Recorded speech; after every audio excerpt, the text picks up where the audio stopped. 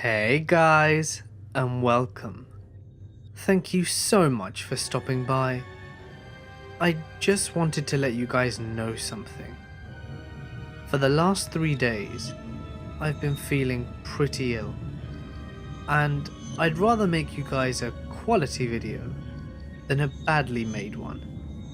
I appreciate that you all come here to predominantly listen to me, and I am so profoundly grateful for that. But please understand that I need time to rest and recover to continue making the content that you enjoy. I'm hoping to have a video on human trafficking tomorrow done by me, so look out for that. But in the meantime, I hope you can enjoy this fantastic narration by Mother Creepypasta. I love deep sea stories, and I can't express how amazing this story and her narrations are. I suppose that the best way for you guys to find out is to listen for yourselves. So get comfortable and let the darkness take control. The ocean has its silent caves, deep, quiet, and alone. Though there be fury in the waves, beneath them there is none. Over the course of the last few weeks of training, I'd memorized nearly every facet of the Tuscany. Every dial and every readout, and every knob and screen and nuance of structure. And the quality of the personal submarine's craftsmanship never ceased to astound me. It was a remarkable feat of engineering, this little beast. Designed with such care that even the equipment on the hull could withstand more water pressure than the sea could muster up at any achievable depth. It was my Pegasus, my Trojan horse, my very own Apollo 11. And inside this matrix of layered syntactic foam, I would follow the ballast to the gratuitous and unexplored depths of Higgins Maw. I began the separation sequence, and the deep diver fell away from the escort and dipped beneath the surface of the Pacific with silence and grace, and a few knots of speed. And then I was consumed in a whole new world, albeit one I'd frequented, that of the sea. Schools of fish swam on by me, and when their cloud passed through a sunbeam, it glinted silver, and beneath them swam rays that rolled their wings to the beat of the current, and out in the rocks crawled the crustaceans, and sat the plant life that spruced up all the whitewashed stones there like holiday ornaments. But I had an appointment to keep, and the oxygen tank was a demanding clock. So I dove right on past the old reef, and out into the open waters where the seabed couldn't be seen for many, many miles yet. The Maw, Reuben had said. 50,000 feet below the surface, Booker. 50,000. Do you know what that means? Means it's a whole hell of a lot deeper down than the Challenger Abyss. He nodded at that. Are you ready to make history? Was I? I thought I was. I'd prepared for this lonely dive and nothing else for some years now. It was the culmination of a lifetime of work and study in the field, and so tight was its grip on my mind that I often dreamt of it in my sleep, of what I'd find at the bottom, and what it would mean, and what monstrous things might take offense to my presence there. No. I shoved the thought aside. Tuscany was all the protection I needed in that regard. It offered technology on the bleeding edge in lieu of a heavy hull, and that was enough to withstand enough water pressure to crush bones beneath skin and inches of steel. What animal had jaws more powerful than the ocean itself at fathom? So I hit the thrusters, and down I went, like a bullet to the pinch. I eyed the depth meter as much as I did the sea. 100 feet. 200. Sharks and turtles and uncountable fish swept past me. 300 feet. 500 feet. 700 feet. 1,000. 1,250. The inverse height of the Empire State Building. 1,500. 16. The water began to blur and grain up and darken as the sunlight struggled to push on through. 2,000. 25. 3,000. 32, where the light no longer shines. And soon, all the light I had to spill to the path ahead and down were the lights of the Tuscany. I continued the descent for hours. The pressure meter ticked up in spasmic bursts, but up it went. Up, up, up. Soon, ticking past the point where the weight of the sea would have crushed the steel of another vessel. 1 mile down, 1.3, 1.6, where even sperm whales hit their lowest dive. I could now claim with confidence that no mammal on Earth was as deep down at that very moment as myself. And still I dove. 2 miles, 2.1, 2.2. The water was as black as space now, except for where the lights of the Tuscany pierced through it, and the thickness of the fluid make it look like ink or oil or some kind of alien sludge that smeared up against the reinforced windows and slimed its way across the hull. Things were tight down here, despite the vastness of it all. Yet, still I dove.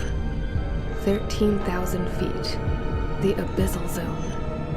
Pressure stands at 11,000 psi. I saw an anglerfish float by, and it was startled by the sheer volume of light spread by the Tuscany that dwarfed its own bioluminescent glow. It swam away, and I dove further. 15,000 feet. 3 miles. 3.1. Now things get interesting. Mankind had visited these depths almost infrequently enough to count the expeditions on a single pair of hands. I was now ranked among an illustrious few explorers, and although I wasn't the first to hit these marks, I'd hit the deepest one yet before the journey was over. I was determined, and I was capable. So I checked the depth chart. 16,281.4 feet. Nearly halfway to the world record.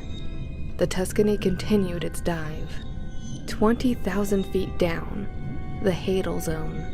Pressure here is 1,100 times what it is at the surface. 22,000 feet. 26. 29,000, the height of Mount Everest.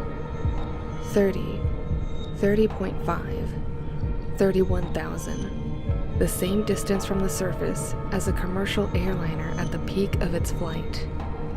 The Challenger Deep, what had previously been the lowest recorded place on the seabed, sat at roughly 36,000 feet below the surface in the depths of the Mariana Trench. No light from the sun had ever come close, and to the best accounts, life existed there, but only sparsely, and the pressure is unspeakable. But I was going somewhere vastly deeper. All we know is we found a canyon, Reuben had said. dwarfs the Grand, sitting dead center in the Pacific seabed, about 1,200 kilometers west of Hawaii and another 900 south, and, near as we can figure, some 50,000 straight on down. 36,000 feet.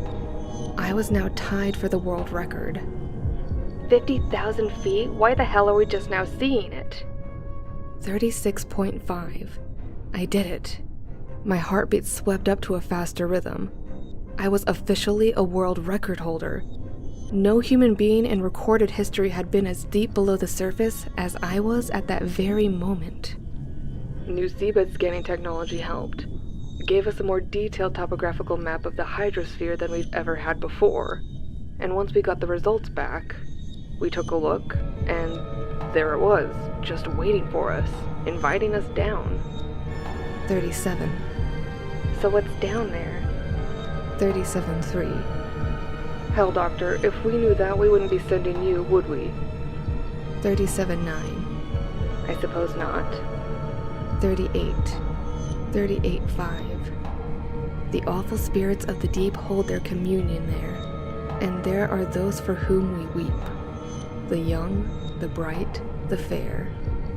Higgins' Maw, according to the best information available to me at the time of departure, is a pit, roughly a full kilometer across. It begins at approximately 46,000 feet below the surface, and it is estimated to bottom out at Higgins Deep, a small valley that sits at its base, some 5,000 additional feet below that. The Maw is the largest and deepest such formation in the hydrosphere, and yet its dimensions and location are the only things concretely known about it. That, of course, is where myself and where the Tuscany come in. 43,000 feet down. I hit the floodlights underneath the Tuscany, and the glow washed over an alien landscape that likely hadn't been seen in over 1 billion years. There were mountains here. Mountains! Ones that rivaled the Alps, and wild arches and plateaus that stretched far off to a murky horizon before being shrouded by seawater. I even saw life down here in the depths. A squid-like thing of simply monstrous size swam on by my boat. It stopped for a moment, and during that moment I thought it might take offense to me. But after looking hard at the Tuscany and brushing a tentacle down the port side, it swam off in search of other things. Atta girl. I descended further. 44,000 feet. 45. And then, all of a sudden, there it was. The maw. My mouth hung by the jaw as the sheer scope of the beast came into view. It was a breathtaking sight to behold. A monstrously large and equally dark hole in the crust of the earth that plummeted to inconceivable fathoms. I descended a bit further. 45.5. 46,000 feet, and Tuscany fell into its yawn. Somehow, things were even blacker in the depths of the thing, even though sunlight had long since blotted out. 46.5. 47. 47.2. I began to become aware of a low current pulling me downward. It wasn't particularly powerful, but it was unexpected, and it was therefore alarming. And yet I couldn't bear to pull myself back up. Not yet. I'll turn around if it gets bad. So down I went, deeper and deeper and deeper still into the cavern. 48,000 feet. 48.5. 49. 49.1. And then I saw it, a glow. I squinted and dimmed my lights to confirm the intuition. What in the name of God? It was there indeed, a dim reddish purple, then green, then purple again, and then blue, floating on a mist of current some few thousand feet below. I resumed the dive to chase it. 49.5. 49.7, 49.9. The glow, whatever it was getting deeper and wider and brighter. Soon it filled up the whole path down and ahead. I dimmed the Tuscany's underlights to their lowest setting, and by 50,000 feet, I could see that the glow was coming from somewhere not directly beneath me, but off to the side and around a wide corner. This cave isn't a straight pit. And sure enough, the hole bottomed out here, and then opened up to its left. Holy God. Holy God. It was a cavern chamber, at least a full square kilometer, and only the enormity of its radius maintained the darkness of it despite the presence of thousands of floating bioluminescent ponds that pulsed purple and green and blue and red, and dimmed into the interim. I took the Tuscany in deeper, and her cameras whirred to life. Calmly, the wearied seamen rest beneath their own blue sea. The ocean solitudes are blessed, for there is purity. The cavern became darker still when the pods faded into the water behind the ship, but there were more things to be seen here than rocks. Tuscany, about a quarter hour after entering the chamber, soon floated on by a bizarrely rope-like plant of utterly impossible size. One that appeared to stretch nearly across the height of the cave and grew wider at the base, although the bottom of it was shrouded in darkness. I took the submarine in for a closer inspection and hit her lights to the fullest setting.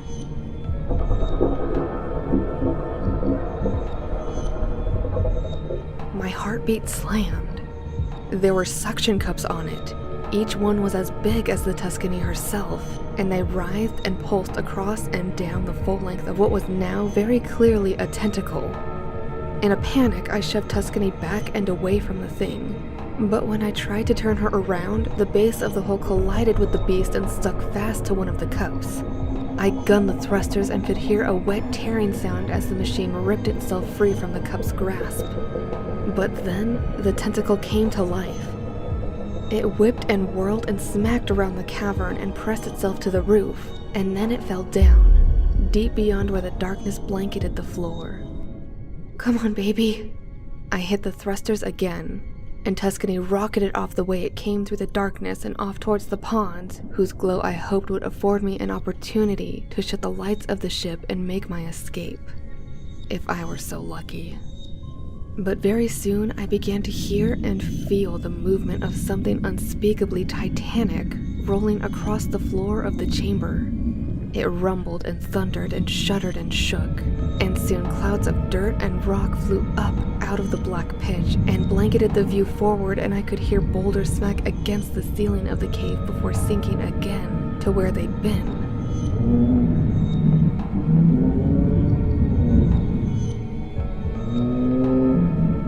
Fuck! The sound had erupted across the entire breadth of the cave at once. My eardrums nearly burst, and likely would have, had it not been for muffling of the explosion provided by the walls of the Tuscany. The submarine shook too, but she held her integrity well enough for me to fly on past the floating pods, some of which were now knocked about on their sides and rolling, and back towards the yawning mouth of the tunnel that would take me back out into the open deep sea. The Tuscany buckled and rolled with an impact. The tentacle, I realized, had shot up from the ground and hit the bottom of the ship between her ballasts. But luckily, it knocked her with a force up towards the tunnel. I rolled Tuscany with the hit and managed to regain some control, and I boosted the thrusters into the turn and up again, now back into the maw. Then I began to climb. 52,000 feet. 51. 51.5. 51. So what's down there? Come on, baby, come on. Don't you fail me now. Don't you fucking fail me now. Hell, Doctor, if we knew that, we wouldn't be sending you, would we? 50.5. 50. 49.9. 49.6. Tuscany ascended with panic speed, and all the while she did it, I could feel the rumbling of the tentacle's pursuit in the walls of the pit.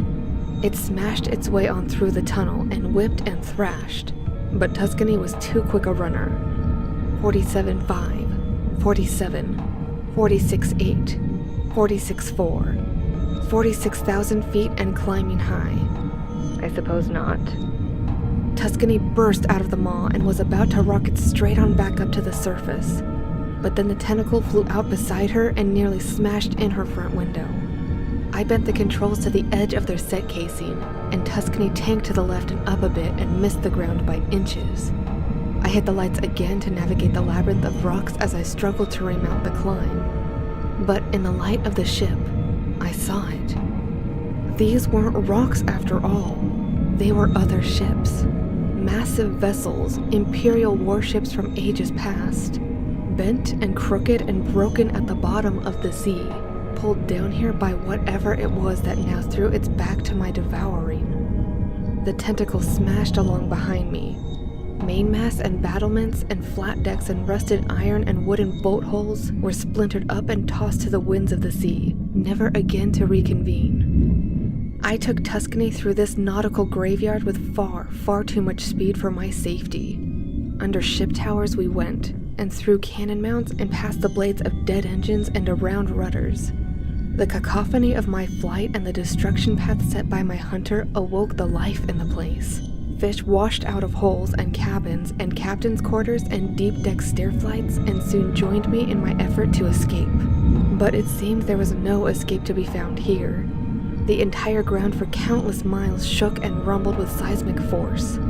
It was thunderously loud, and it picked up speed and violence with time. Tuscany finally flew up to miss a splintered crow's nest atop the mast by less than a foot, and finally used that directed momentum to put away distance between the seabed and herself with as many knots of speed as her thrusters would allow without bursting from the effort.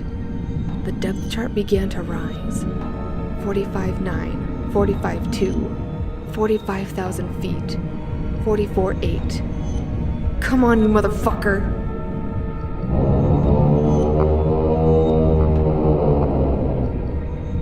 The water itself seemed to shift the sound.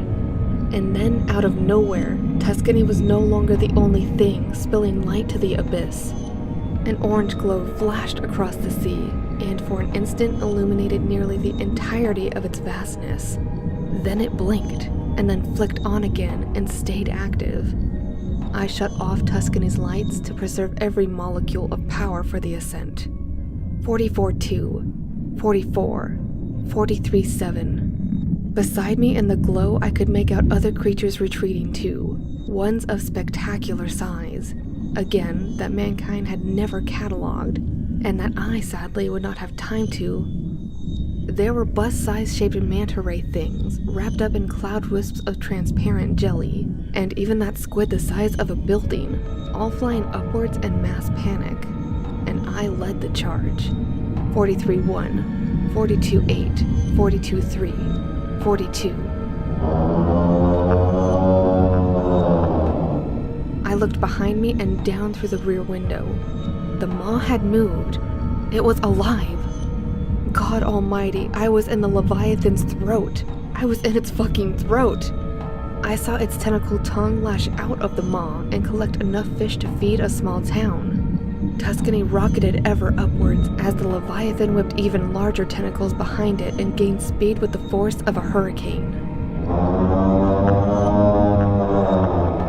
The Leviathan opened its maw yet again and spewed forth its tentacle tongue, and with it, it whipped up several Olympic swimming pools worth of water into a gale-force maelstrom. The mammoth squid was caught in its fury, and then it vanished into the pit forever when the maw snapped shut with a thunderous, echoing snap. Tuscany, meanwhile, continued to rocket upwards and managed to escape the whirlpool by a foot. 39-5, 39. 38-7, 38-2, 38,000 feet and climbing, but the Leviathan pursued me relentlessly, riding on the flood of its own current. Its tentacles, each dozens of feet across and a mile long, beat the water back and tried to gain speed for their host. 37-5, 37, 36-4. Tuscany had proved her worth with speed, and the pressure gauge now fell in jumps. It remained in the red, and would for some time, but it was falling steadily, even as the depth chart rose. 29,000 feet, 28-3, 27-5. But the Leviathan hadn't given up the chase, not yet. I could feel it doubling its efforts. The displaced water rocked the Tuscany, and she buckled and rolled in the synthetic current. Then I heard the maw open up behind me, and the water began to whip and swirl itself into a frenzy by the ocean load. I punched the thrusters to the breaking point. The encasing syntactic foam was pressed to its limits. The reinforced glass began to chip ever so slightly, but the chips broke into cracks, and those cracks began to crawl across the width of the windows. I checked the gauges. 20,000 feet, 19.8, 19.4, 19.3. The ascent was slowing. Come on, baby, come on, please, God, be with me, In the orange glow of the Leviathan's eyes, I could see how quickly the water was slipping by Tuscany and getting swept up into the maelstrom. The submarine began to sway port to starboard and shudder and shake. 17-4, 17,000, 16-9, 16-3, 16-1, 16,000. I watched the gauge with a nauseating desperation. 15.95, 15.92. I could feel her slowing to a crawl. Come on. 15.925, 15.94, 15.96. Shit! And that was it. Tuscany was caught, and no sooner did the depth chart begin to slip than did I feel the whole submarine lose all sense of control and tumble backwards and around. I was thrown out of my seat and smacked my nose against the roof of the pilot sphere. Blood exploded, and it drenched my shirt and sprayed the glass and the entirety of the control set. I grabbed my face and began to apply pressure to slow the blood loss. But Tuscany again flipped ballast over ballast to starboard in the whirlpool and spilled me into the hatch ladder. I felt my shoulder dislocate and my kneecap smack into the bottom rung. My head swam, and still Tuscany tumbled backwards. The cracks on the window spread faster. 16-3, 16-4. I could smell the inside of the maw through the hull of the ship. But then, all at once, and not a moment too soon, I got an idea. It wasn't a particularly good one, but hell if it wasn't better than nothing. I managed to limp and tumble my way to the controls and grip the handles as the ship rolled. Wait for it. Wait for it. Now! The sound of the roar was so close, every last control surface in the sphere rattled in its case. My eardrums rattled too. But then I flared up the thrusters again, full blast and at an angle, and the Tuscany shuddered and flipped and shook, and with fortune, fell straight out of the maelstrom with inches to spare. I felt the edge of the Leviathan's maw graze the starboard side, and the impact again sent me into the roof while the ship rolled end over end over end again. I smacked my ribs up on a dip in the alcove and fell back down into the seat, head first, and then out onto the floor.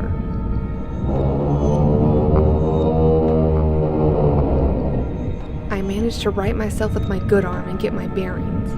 I was free, but only just. The Tuscany banked and tumbled again and rolled. Slower now in the absence of the whirlpool's flood current, but not yet in control of its pull. I tried to steer away, but it was useless. The ship flipped around the back of the Leviathan's titanic maw and up over its head as the beast flew on by underneath me like a freight train. And for the first time since catching the monster's eye, I began to fully appreciate the magnitude of its size. Its back was an endless, snake-like and sharp-finned spine the size of a minor mountain range, and only quick maneuvering moved Tuscany away from the jagged back fins that chugged up towards me and sliced open the sea itself. They missed me by feet, and the blast of the current they'd swept up sent the submarine reeling backwards, off a bit further, and into relative safety.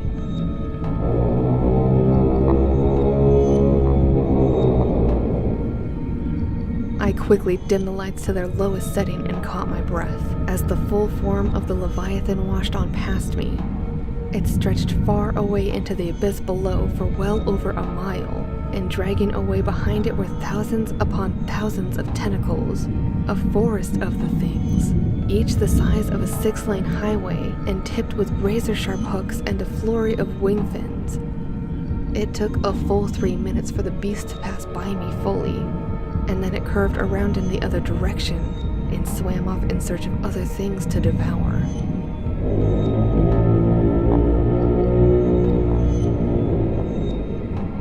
The form soon slipped away into the shadow, and then it was gone. I surfaced hours later, having allowed the battered Tuscany to take its time with the journey. She was solely responsible for my escape. My quick thinking be damned. A marvel of engineering indeed. Once I did break the surface, I dispersed a distress beacon and then promptly collapsed from exhaustion. Evidently, I was picked up by the Coast Guard some hours after that, a few hundred miles southwest of Hawaii, and pulled from the near wreckage of my submarine and taken to a hospital on the mainland. It was there I woke up a full day later. As I recovered, I heard some isolated chatter of tremendous seismic activity near where I'd been, and how the whole ocean floor had changed and moved and shifted form. But I couldn't care less. I told the bastards what I knew. And on top of that, they have the Tuscany, and they have all the recorded evidence. And you now have this written account. What everyone does with this information now is entirely up to them.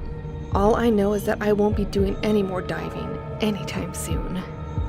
I've come to a realization that mankind has more than enough space to expand throughout and live upon and thrive in, above and near the surface, and on land, and in the skies, and soon, hopefully, out there amongst the stars. But there are things in the sea that hold ownership of the deep, and perhaps it's best to leave it that way, for all of our sakes.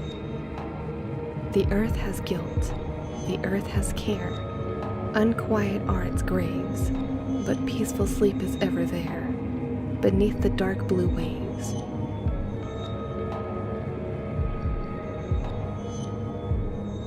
The USS District of Columbia deployed its cargo, a two-man Eisenhower-class Navy stealth sub called Agincourt, on which I served as navigator alongside Engineer Lavelle. And once it was loose, it slipped away into the Pacific and began to part with its escort. The sea was in shambles here. There were dead fish and splintered boat hulls floating in the current. But it was far from unexpected.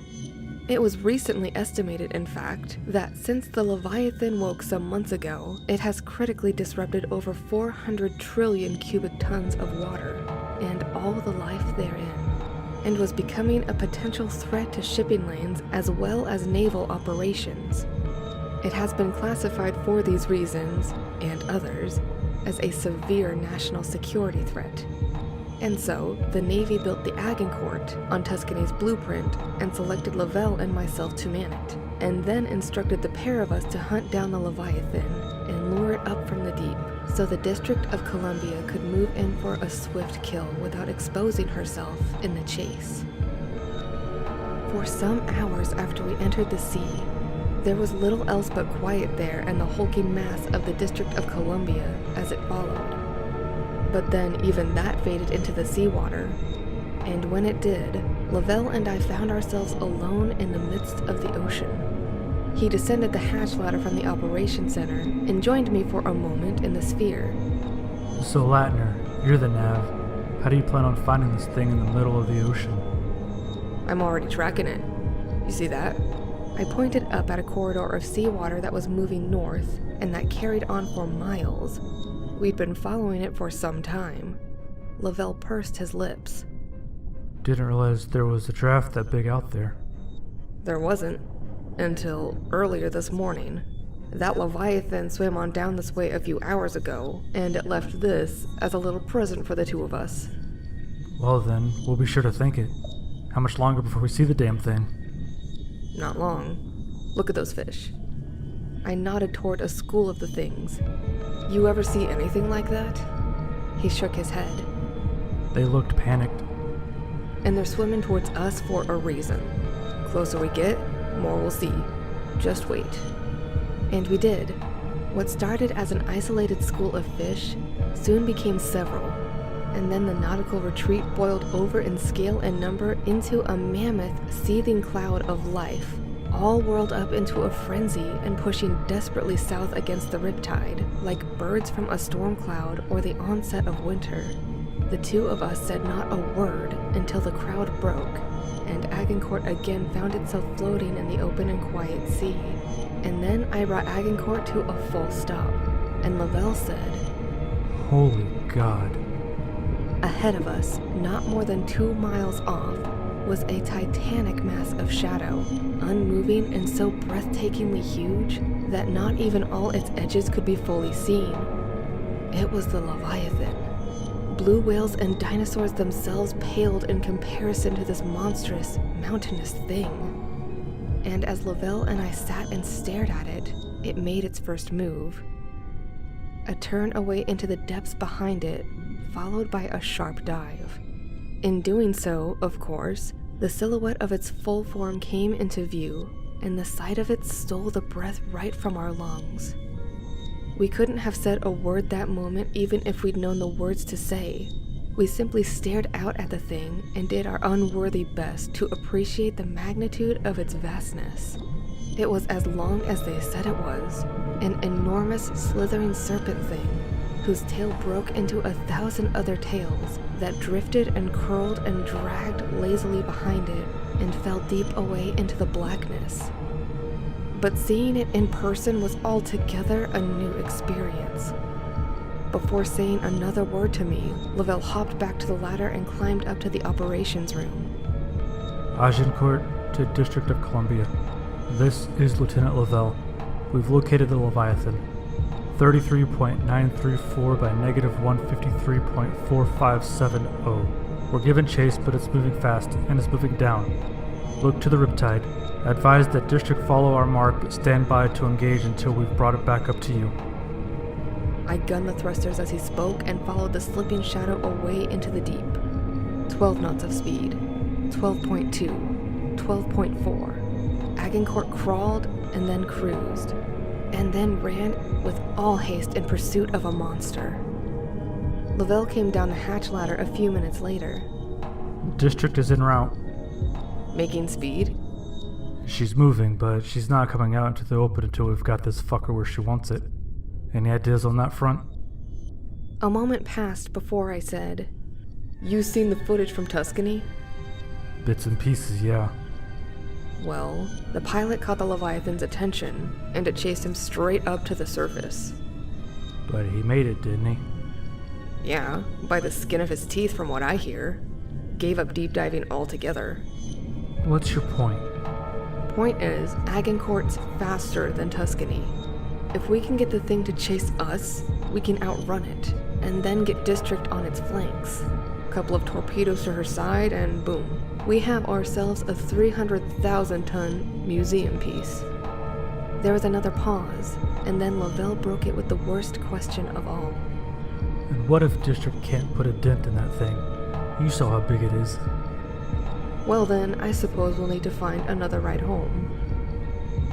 The Agincourt filled up her ballast and followed the Leviathan down into the depths of the Pacific, past where the water stopped the sunbeams at the gate.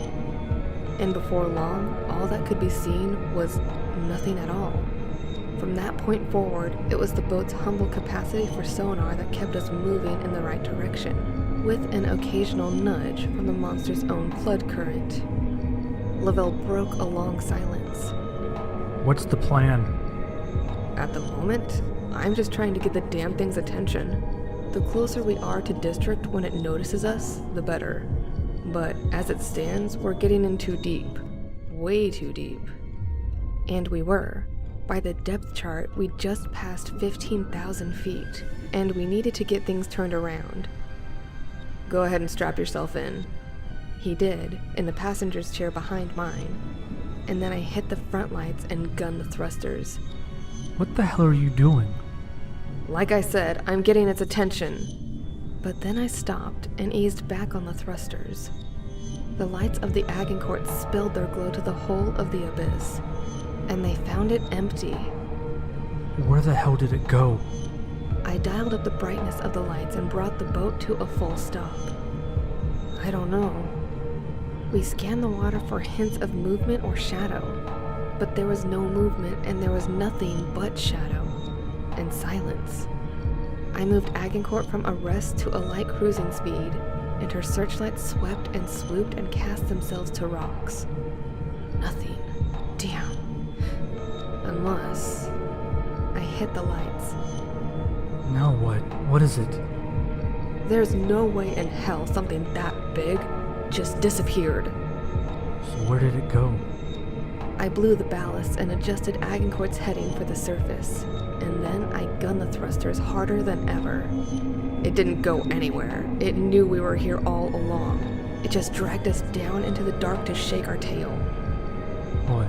A thing that size is afraid of being hunted? It's not being hunted. We are. Agincourt lifted herself up through the water with as much speed as she could muster up for the running, but time was against us. Up ahead we saw the shadow of a titan moving fast to block off our escape. It was a difference in shade between deep twilight and midnight black. We've gotta move. See if you can raise the District. Lavelle unbuckled his seatbelt and flew into the hatch ladder and climbed it 2 rungs at a time. And not a moment later, I heard the static of the radio as he lifted a hail. Hello, hello. District of Columbia, this is Agincourt. Can you read me? Over. Static, audible even in the pilot sphere. The sheer bulk of the Leviathan was blocking the signal. Keep trying to raise the escort. I'm gonna get out from under this thing and clear the way. Hello, hello. District of Columbia, this is Lieutenant Lavelle of the Agincourt. Can you read me? Over. Agincourt banked hard over to her starboard flank, and I allotted her all speed for the escape. 17 knots flat, 17.3, 17.5, 17.7. I looked up. The Leviathan's shadow bathed the whole seabed in its mass. Still we ran. Hello, District of Columbia. This is the USS Agincourt. Can you hear me? Over. More static. 19 knots, 19.2, 19.4. Agincourt was moving faster than most vessels already, and yet the shadow above us had not struggled at all to keep us within perimeter. So big was its source. 21 knots. District of Columbia, this is Agincourt. Can you read me? Over. Respond. Still nothing. 21.9, 22.2. I looked up. The shadow was murky and ill-defined, but I could make out the monstrous alien forest of its mighty tentacles, which wrapped and curled and spread out on all directions in the absence of movement. It looked like a black star seen through a bent lens of time, but it was slipping back behind us. Agincourt was more than a match for speed. 23.5. Hello, District of Columbia. This is Lieutenant Lavelle of the Agincourt. Can you read? Still, I heard static, but there were bursts of clearer sound too, just barely over the threshold of audibility. We were getting into the clear, and quickly. 25 knots, 25.3. Almost too quickly. Hello, District of Columbia. This is Agincourt. Do you read? Over. Can you hear me? I looked up and back over my shoulder. 25.8, 25.9, 26 knots. Fuck. The Leviathan wasn't pursuing us after all. It was moving back up. I fired up all of Agincourt's lights and thrusters and blew her ballasts. We began to climb. Lavelle! What? What is it? Any luck on the radio? None yet. Why? Leviathan's not moving after us. It's going up. Good. District will hit it when it gets close then. It's not gonna get close. It's gonna come up right underneath the boat. Sub won't be able to attack at that range. There was a pause. 23 knots now. We lost speed when we moved up. 23.1. Oh my god! Move! God damn it! Move! Get us up there! Just keep trying to raise the ship. 25.4 knots. 25.7. The massive shadow of the Leviathan was moving up into the brighter waters, and I could see its tentacles falling into line as it gained speed. Hello, District of Columbia, this is Agincourt. Can you read me? Over. Respond. 27.3 knots, 3,000 feet below the surface, 2,000 roughly to the district's test depth. Agincourt continued her climb, and gradually as she did, the waters began to brighten. The pressure gauge began to fall, and the Leviathan, now swimming fast far above and to the left of us, came closer into view. Only then did I understand fully. District of Columbia stood no chance, even in an unfair fight. This beast was unstoppable. Hello, District of Columbia, this is Agincourt. Can you read me? Over. 1,500 feet to the escort's test depth. Hello, Agincourt. This is District of Columbia. You're reading. Over. We're moving in. Listen to me. Ensign, we're telling you we do not have the Leviathan in tow. I repeat, we do not have the Leviathan in tow. It got between us and is heading for the coordinates I listed earlier. If you're there, you need to fall back immediately. Do you copy? Leave now! 1,000 feet. 800. 750. Breaking up. Coordinates listed 3.4 by negative 150.45. Standing by. Package. Wait. District of Columbia, do you copy? This is Lieutenant Lavelle of the USS Agincourt. Are you there? Do you...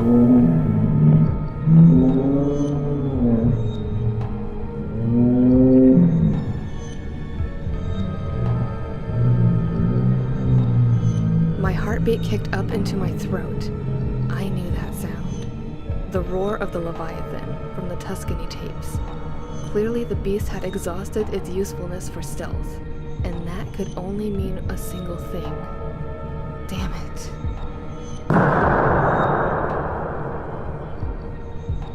Lavelle joined me in the pilot sphere. Jesus, what the hell was that? We're too late, that's what it is. We're too fucking late. And we were. Although, Agincourt's current of speed swept us in closer before I pulled it to a full stop. It was a stop with a view, though.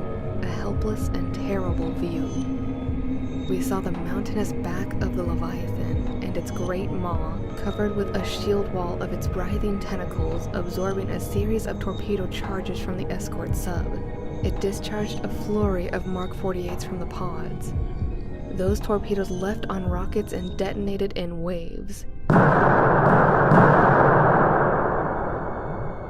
And for a fleeting moment, I thought it might be enough, if properly targeted, to turn back the Leviathan, or wound the damn thing, or something. But the beast took the hits and only crawled forward, and before long, the sub had only its ballistic arsenal, nothing appropriate for a fight like this. It began to throw its whole effort to a retreat, but an Ohio class is a hulking mammoth, 2 football fields in length and nearly 19,000 long tons of metal rivets. It is fast, but not fast enough. The District of Columbia was doomed. "Try to raise Dixon, Lavelle," I said, and my voice trembled when I did. "District is dust." As I said it, the final torpedo in the Columbia's armament was launched. It sped through the water and trailed a skipping, spluttering wake, and hit a tentacle, and exploded tremendously, but fruitlessly upon it. And then, after a moment of silence, the Leviathan unraveled itself, and its tentacles blocked out the last of the sunbeams at dusk, and they swirled and curled and wrapped their vastness around the hulk of the district. And then, the vessel was gone.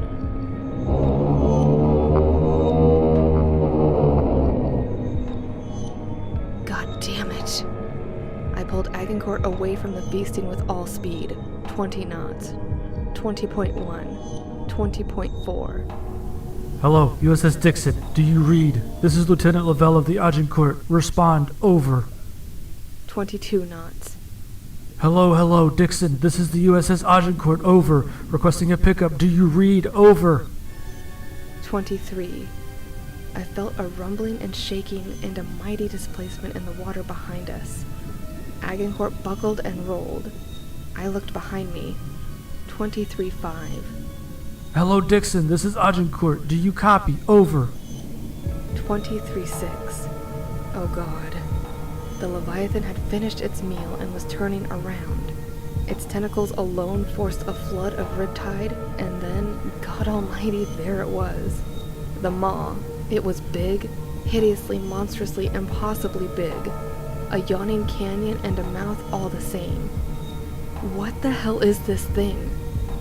24.1 knots of speed. 24.6. Hello, Agincourt. This is the USS Dixon, responding to request for pickup. What's your heading? The Leviathan opened its eyes, and Agincourt was suddenly awash in an orange glow. Fuck. Lavelle! Hold on, Dixon. What? 26 knots. Cancel pickup.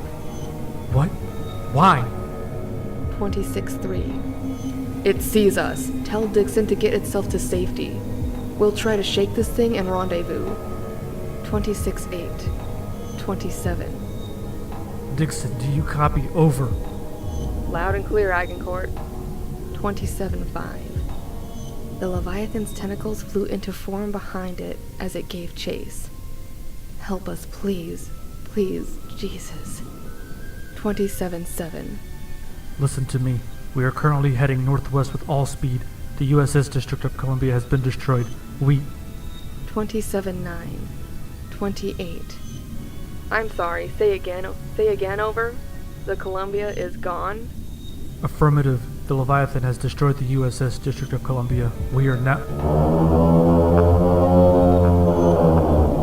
Motherfucking. I gunned Agincourt's thrusters for all they were worth. They groaned and protested, but they did their job, if only just. 30 knots, 30.2, 30.3. Even if the ocean itself seemed to be draining into the thing's mouth by the lake load. Come on, baby, come on. Come on, come on.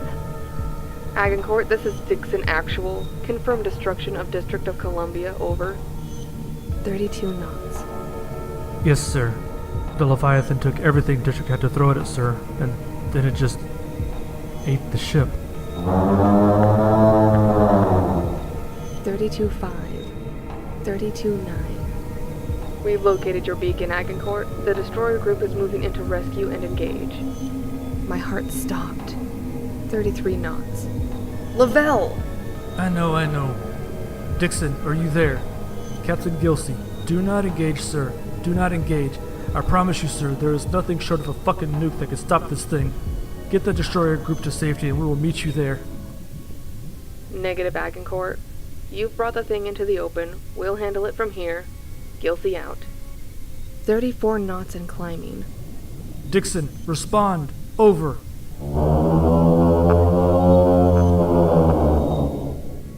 Agincourt flew admirably, but from the sound and from its own effort it rumbled and it shook, and it swam against the might of the current.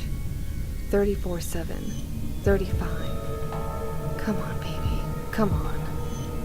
Dixon, this is Agincourt requesting you disengage immediately. Respond. God damn it! The Leviathan was gaining, whether or not that meant it was moving swift or simply dragging the sea itself to its yawn was unclear and irrelevant. All I knew and all I cared to reverse was the fact that Agincourt was falling, despite a mighty effort to put distance between herself and her hunter. It was a race against time and all the odds. It was a race we were losing. 36 knots. 36.1. Dixon, this is Agincourt. Answer me, you fucking psychopaths. Disengage! Every dial and needle and stick and lever rattled in their seats, and my eardrums shook, and upstairs I could hear Lavelle screaming in rage and pounding the sides of the control desk with a wrench. 37 knots. 37.3. The closer the Leviathan got, the more speed we needed just to keep ourselves alive. It was like being caught by the pull of gravity on the edge of an event horizon. One wrong move, a single mistake, would doom us. I began to see the shadow of the maw creep over the ship. Agincourt was nearly at capacity now. 39 knots, and it wasn't enough. Agincourt to Dixon! Agincourt to Dixon! Do not engage! Lavelle paused when he heard the static. Once again, the mass of the Leviathan blocked our signal, and there was nothing we could do to stop it. The water rushed into the maw, and Agincourt went with it, tumbling helplessly and desperately, and with its thrusters flaring with all their strength of arms and all their force. Latner? Or...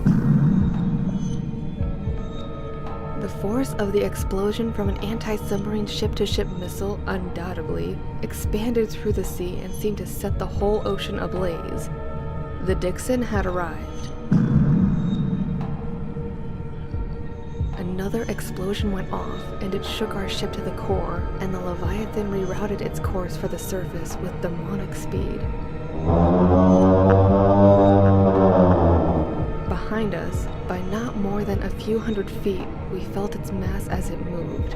Undersea waves were unleashed, then enveloped and consumed the Agincourt and sent her tumbling ballast to ballast and left her nearly belly up in the water before she rolled around again.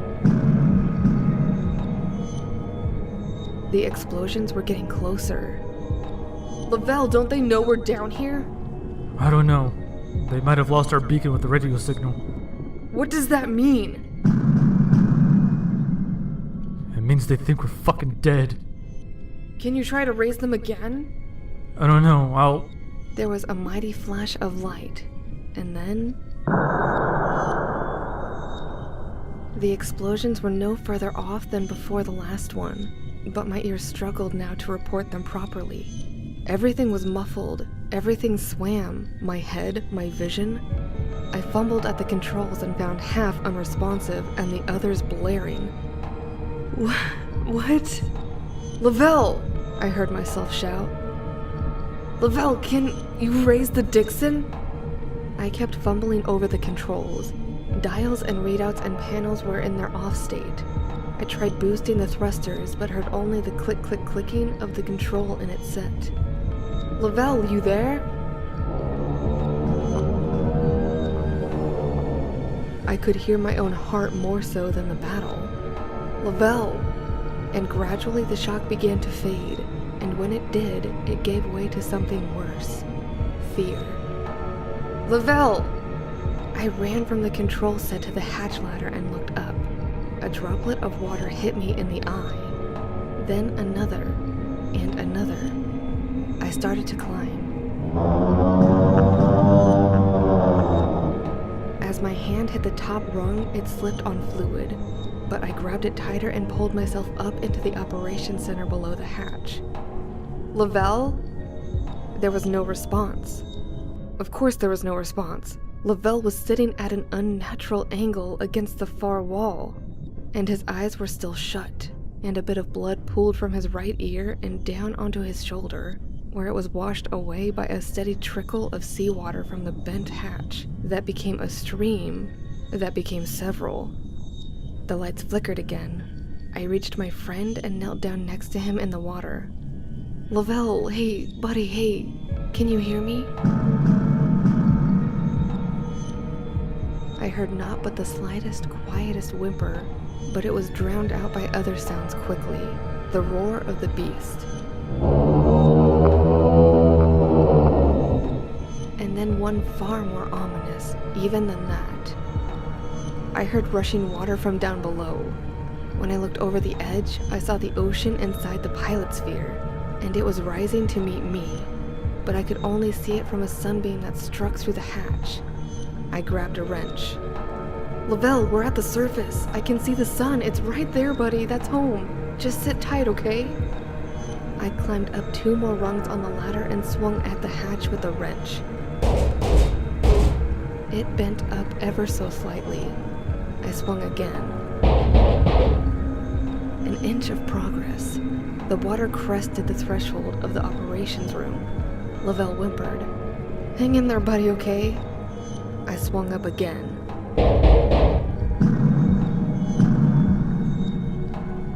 The lights shut off for a final time. Agincourt tumbled and groaned as she died. Come on, please, Jesus, please, God. The hatch began to bend a bit more. The sunlight brightened, and the water from below now had reached the midpoint of Lavelle's upturned service boots. I felt a release. Got it! I had forced a hole in the hatch big enough to put a hand through, but then water dumped inside at twice the rate of the surge from below. I turned my head and slid down the ladder and stumbled back as it began to pool up. What the? I looked up from the hole, and only once I did I realize the mistake. We weren't at the surface. We were merely close to it. Not more than 100 feet away, but many, many feet too far. Water flooded the operations room from both ends and washed me up against the wall next to Lavelle. The ocean threw itself to our beating, and it pounded us in waves and torrents and buckets. I couldn't breathe for seconds at a time, but I grabbed Lavelle's hand, and he squeezed with all the strength he had, just enough to bend his fingertips around the side of my palm, and then we began to float up to the ceiling. I'm sorry, buddy, I'm really, really, really sorry. I tried.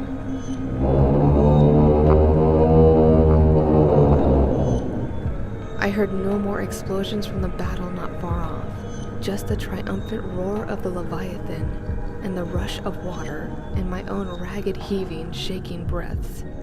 I pressed my lips to the ceiling and sucked in all the air that was there to breathe, and then I could feel Lavelle slip beneath the surface, and the water tightened up around my chest, and then it was over my face.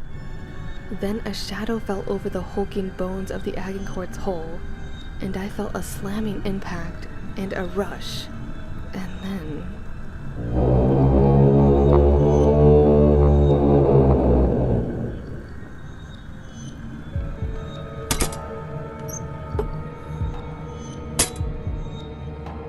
They're inside. I opened my eyes up. They hurt, and I didn't know where I was. I didn't know when it was. I knew nothing at all, in fact, but I heard footsteps and saw a shadow. And then I felt something grab my shoulders and hoist me up. A bucket's worth of seawater fell from my shirt, hair, and face. You're okay. You're okay. Lieutenant Latner, is it? Hey, come here. It's okay. We're gonna get you out of here, okay?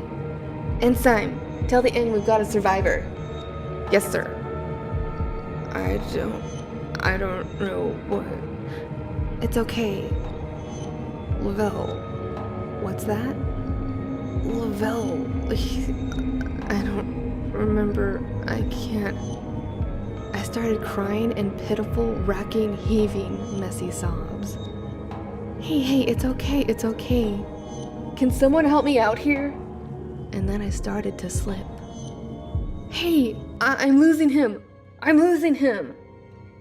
And then everything went black. I woke up in a hospital bed. For more than a day, I was delirious. But once I came to, I was filled in, as I, in turn, was able to recall my story for a report. From what I was told, the following had happened. The Dixon had been destroyed, lost with all hands, along with its escorts and of course, the District of Columbia. All told, the Navy lost more than 700 good men in the operation. Among them was a lieutenant named David Scott Lavelle, in the deadliest day in the history of the Navy at peacetime. But I learned something else as well. Based on the impact mark along the Agincourt's wrecked hull, it is evident that after feasting on the Dixon, the Leviathan hit Agincourt and knocked her clear to the surface, where another ship, the Arleigh Burke destroyer, Tecumseh, found her rolling in the surf with a broken hatch. The Navy will undoubtedly make an effort to cover up this story and explain away their losses as a disastrous training failure. But I'll have no part of that, nor any further efforts to hunt down the Leviathan. No, this story needs to be told, for those lost men, and for Lavelle, and for you. Like the pilot of Tuscany before me, I've accepted the fact that that thing down there should not be disturbed, and neither should its home. For the love of God himself, do not venture far into the deep, deep pit of the wild Pacific. For all our sakes.